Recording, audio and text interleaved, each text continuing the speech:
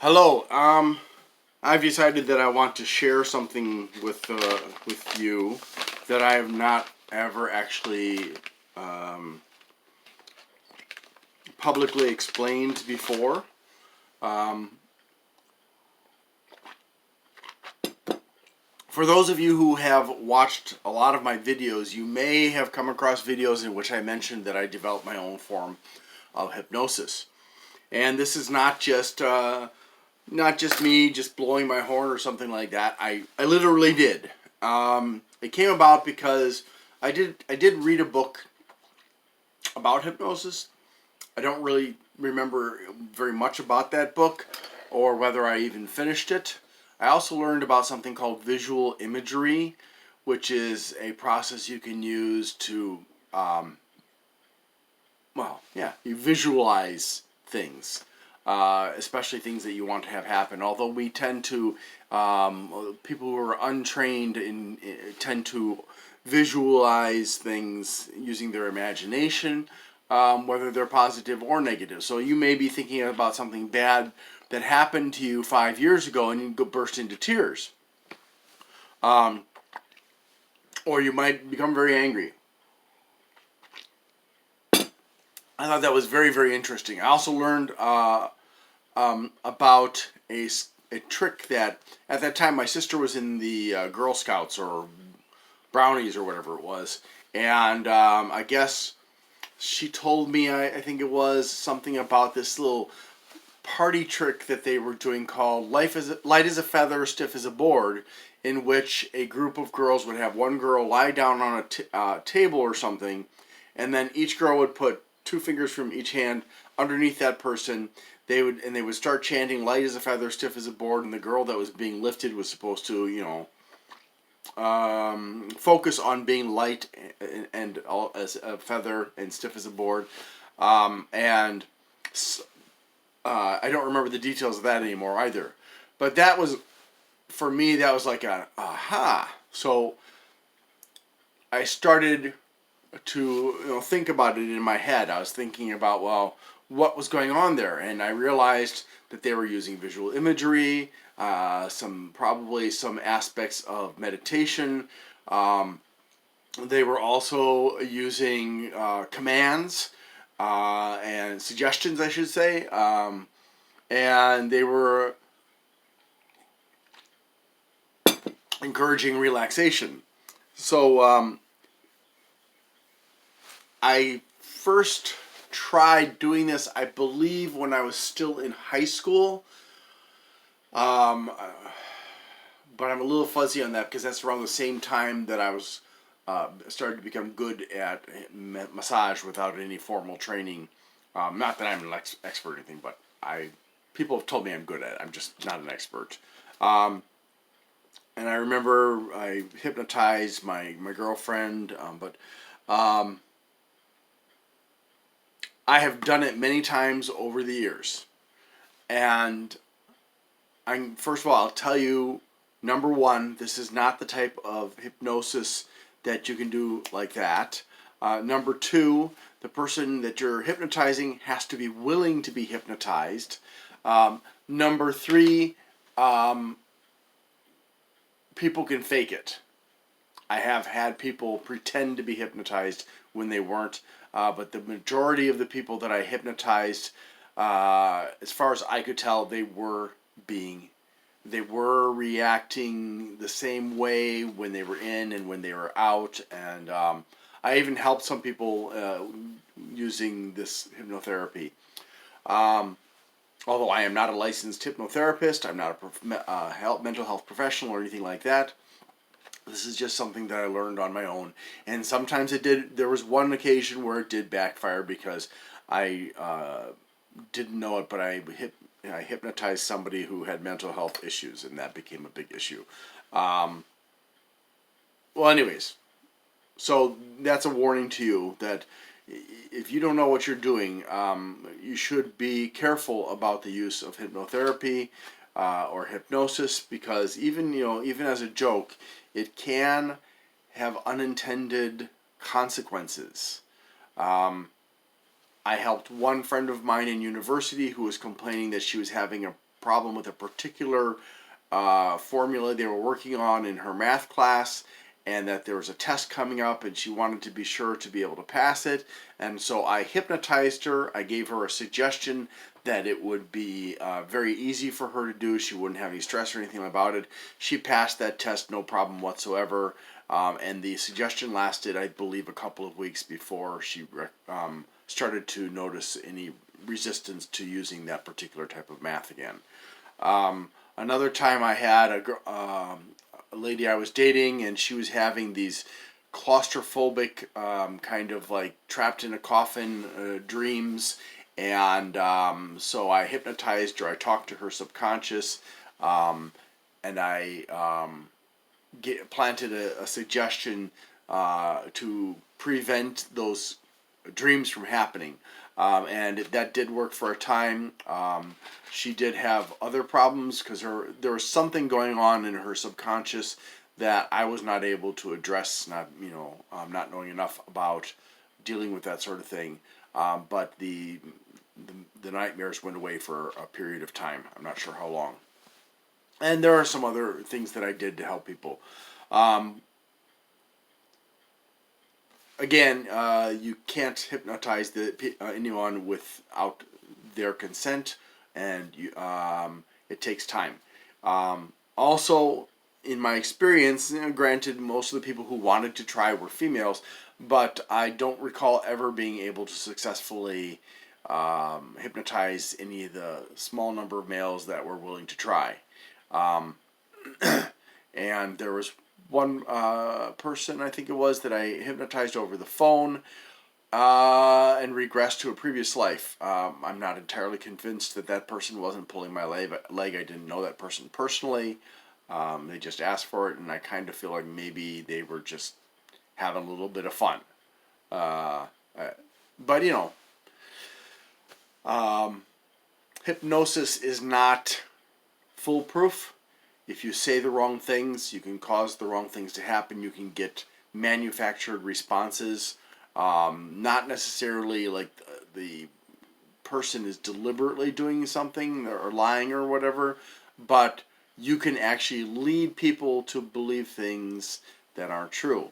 Some of the things that I noticed with this form of hypnosis was that when I brought people out, there was a point after which, during the process of putting them under, that they didn't remember anything, but that over a period of time, memories would start to come back, and I could sometimes jog their memory by asking them about the different stages and what they remembered about that, or what we talked about while they were under and stuff like that. It was very interesting. Again, I'm not saying that you should use this. I'm just sharing my technique with you in the event that you're interested in learning a little bit about hypnosis.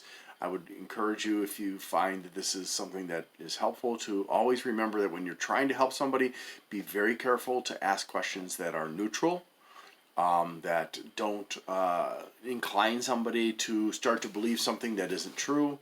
Like, for example, if you wanted to find out if your friend was raped as a child, you wouldn't say, "You were raped as a child, right?" You would try to be very, very indirect in the questioning. For example, you might say, "Do you remember something that was bad that happened to you when you were a child?" And you try to draw out the answers from them without providing them with any suggestions as to what might have happened. I do recall one time I regressed a friend of mine to a point earlier in her life, the same friend with a math problem. And in that case, I asked her to read from memory a portion of or a page of the book that she had read when she was in, I think, grade school or something like that, and she was able to do that.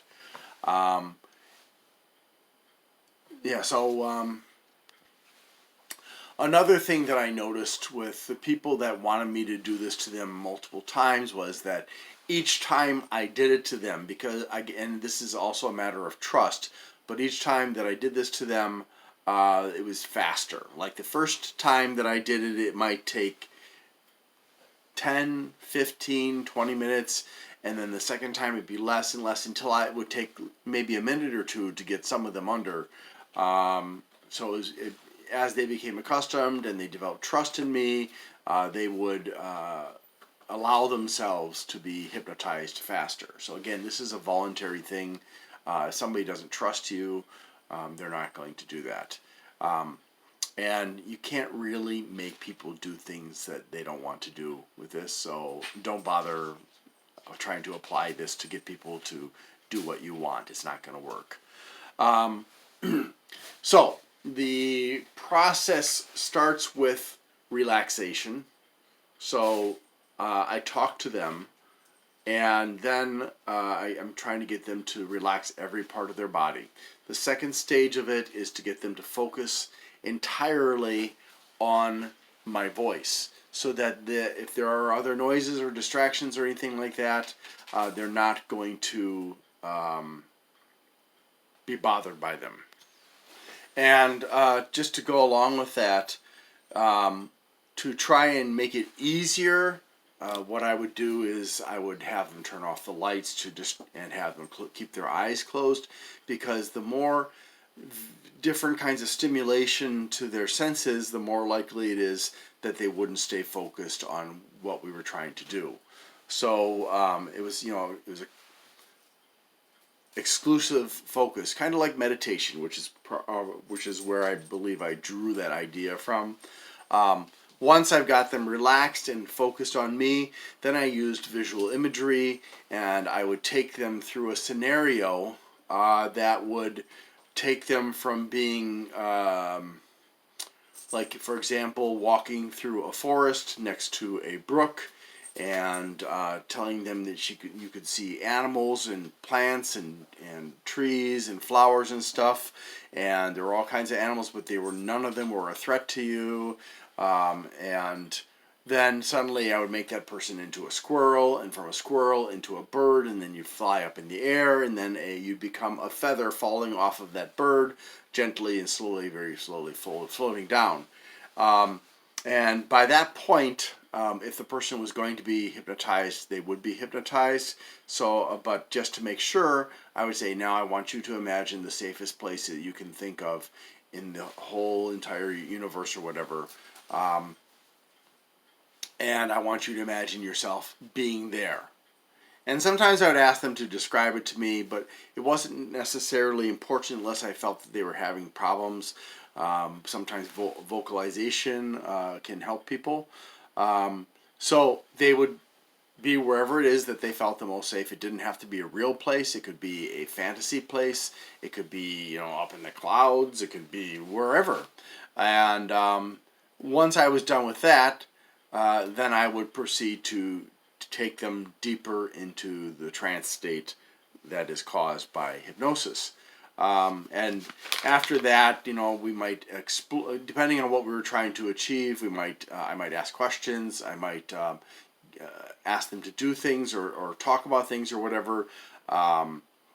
And I never did anything wild, like saying, having boiling water and telling the person, okay, this water's cold, you're not going to get hurt or anything like that, just put your hand in there. I never did anything like that. Never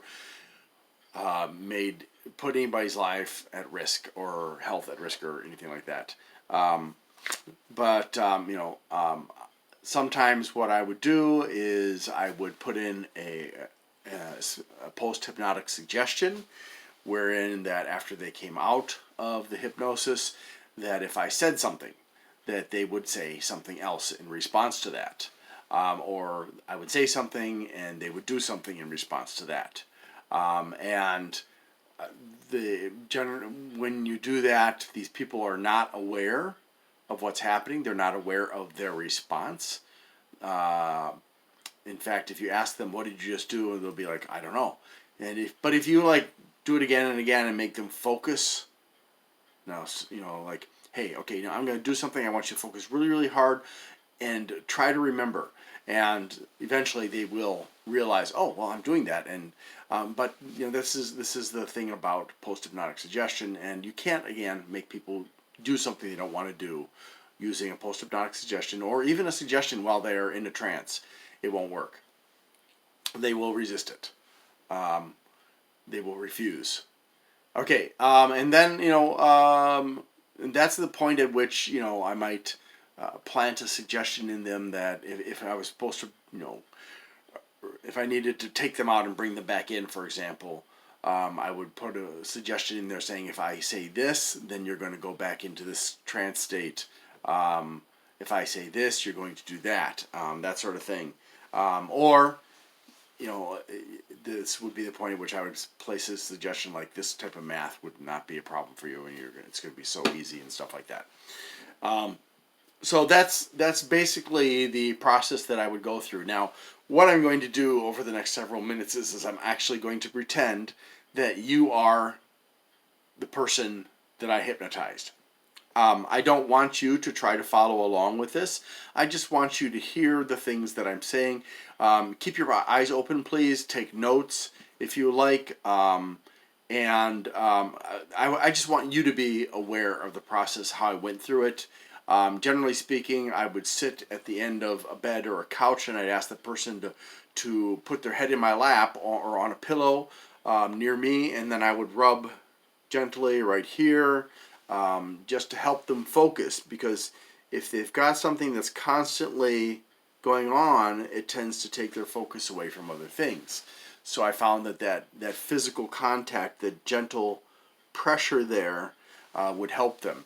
So that would be the first thing to do. And then I'd make sure that they had their eyes closed, and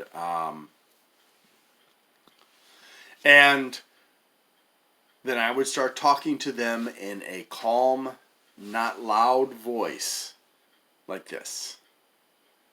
All right, please close your eyes, and I'd like you to please focus your attention on your head right now. I want you to relax all the muscles in your face. Start with your eyebrows, your brow. Relax those muscles. Now relax the muscles in your cheeks and nose. Relax the muscles in your ears. Relax the muscles in your mouth. Relax the muscles in your scalp. Now please relax your whole head. Just relax. Let all of the stress and energy flow out of your head. Now please relax your neck, your throat. Let all of the stress and energy exit your neck and throat. Now please relax your shoulders. Relax all the muscles in your shoulders, allowing all the energy and stress to flow out. Please relax your arms. And I would go on like that, going through the whole body, front and back, to get them to relax their muscles. Once I got done with doing that, and that can take a couple 3 minutes. Once I got to that point, then I would start on the second phase of asking them to focus on my voice. Okay, now that you're relaxed, please focus your attention on my voice. Please do not pay attention to anything else other than my voice. Just allow yourself to continue to relax as you listen to my voice and focus fully on it. If there are any other sounds, if there are any other sensations, just ignore them. They're no longer important. The only thing that's important right now is my voice. Please continue to focus on my voice as you relax and let your body become more and more relaxed while my voice becomes the only thing that you can hear. And I would carry on with that for a few minutes to make sure that and not too long. You don't want to do that for too long, but you just want to. It has to be long enough that they can really zone in on your voice, and they may or may not continue to feel this, but if when you're done with that phase, generally speaking, they're less likely to be disturbed by people making noise if they're in the room or nearby or something like that, or motorcycles drive by, or those dumb, noisy, big motorcycles like stupid Harleys making noise outside, they're a lot less likely to be disturbed and be brought out of the light trance that they would be in by that point, because they are very relaxed. They're still going to be conscious. They're still going to be aware of you and them, but they may cease to be aware of everything else. And it may be at that point, it may be later on that they stop having any awareness. I did test this with some of my my friends, and I'd have other people in the room sometimes, and I'd say, "Hey, say something to so and so I'd ask the person, and I'd say, "Well, did you hear anything?" "No, I didn't hear anything." So this kind of suggestion has a definite influence on keeping them focused and free of distractions. And then once I got done with that, like I said, I would do the visual imagery. One of them was, like I described, walking through the forest, becoming a squirrel, becoming a bird, flying up into the air, becoming a feather, maybe even becoming an atom floating through the air.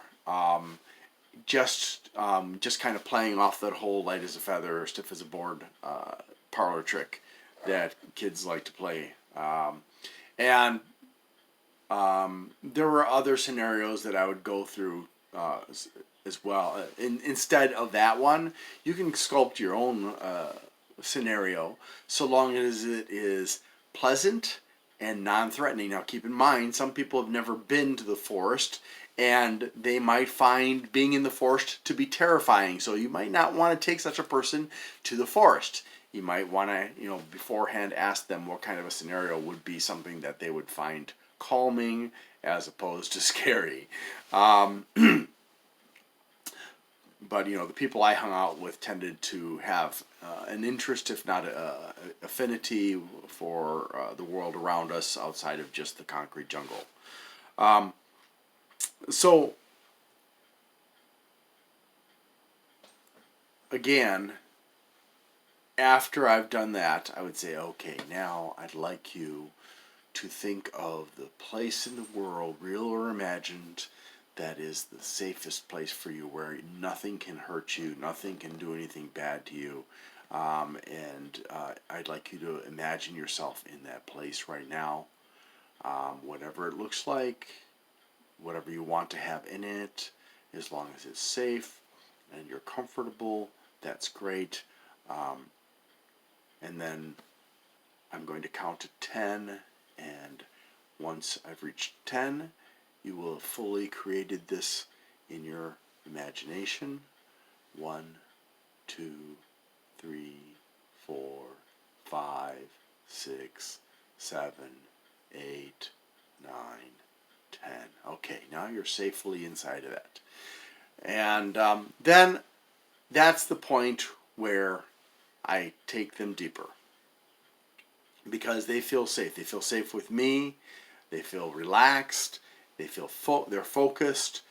They've been taken away from the world into something else, and now we can work on whatever it is we're working on. So then at that point, I would say, okay, now I want you to become even more relaxed in this, and even more into this hypnotic state that you're in. I'm going to count to 5. Once I reach 5, your state is going to be much deeper than you are right now. 1, 2, 3, 4, 5.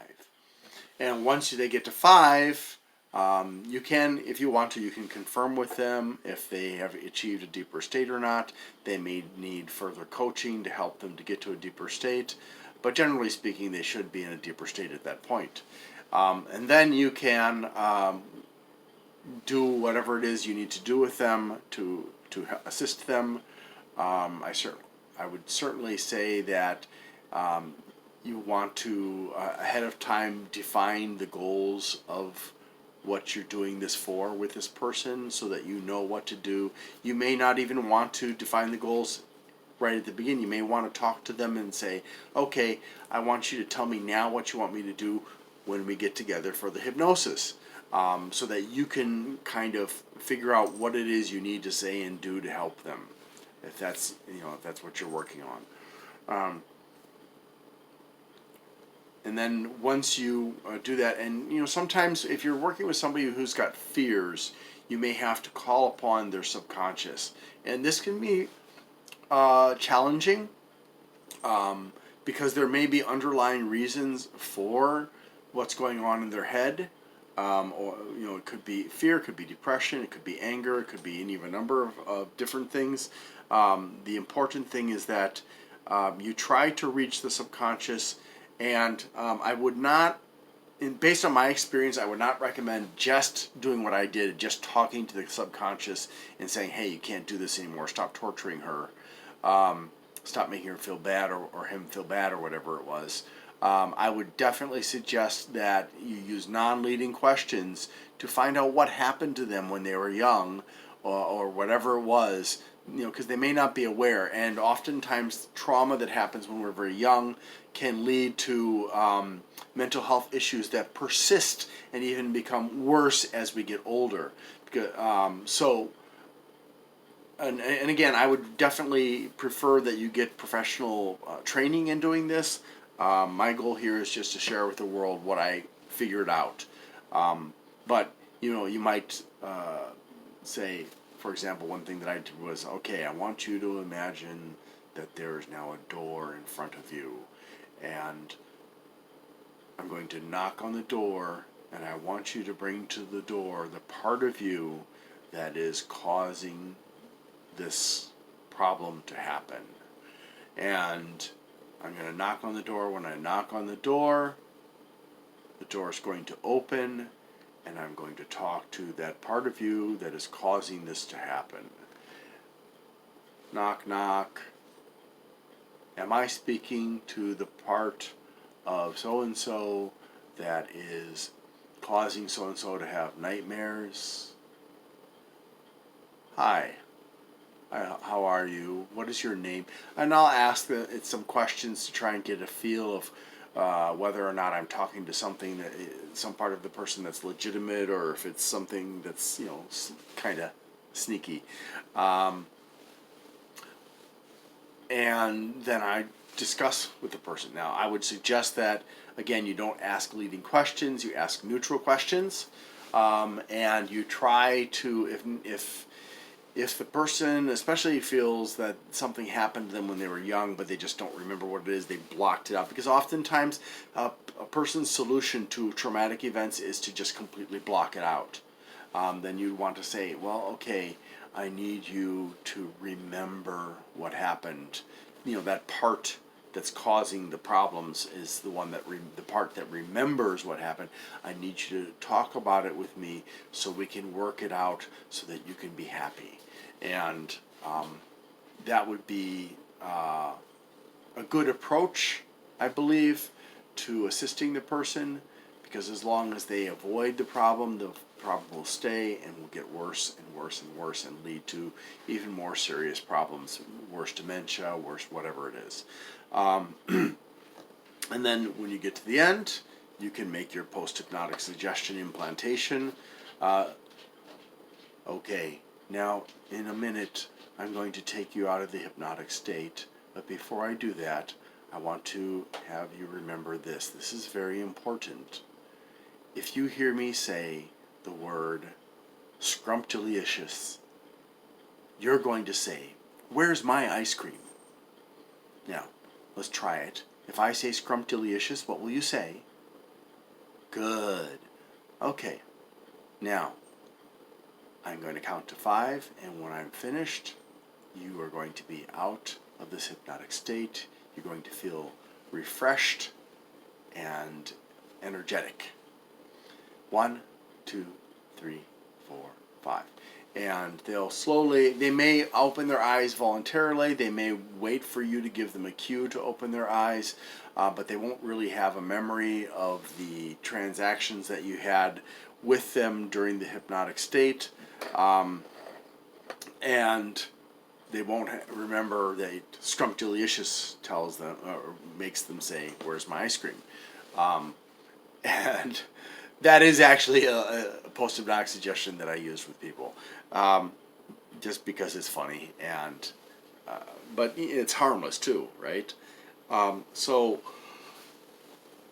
you can ask them, do you remember what happened? Now, sometimes, again, if you ask them the right questions, they will start to remember. And there's nothing wrong with that. And at the end, when I said you're going to feel refreshed and energetic, that's because sometimes when people come out of that state, they may not feel it.